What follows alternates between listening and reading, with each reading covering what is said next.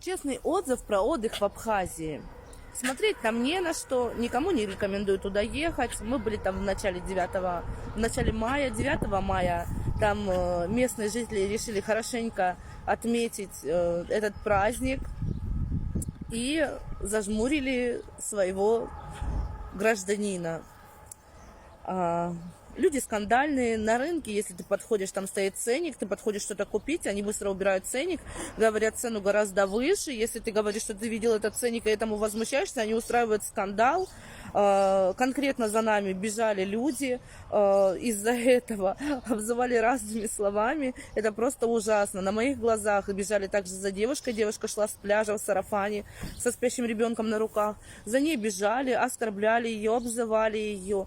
Местное население вообще бескультурное, вообще никому не советую туда ехать. Ставлю минус 1 000 000 из 10.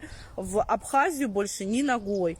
Отсутствие полного сервиса, в отелях грязно, тараканы, в кафе не умеют готовить, шашлык пален, главное, шашлык сверху угли жареный, а внутри сырой, не умеют готовить, цены там завышенные, неоправданно, никому не советую туда поехать.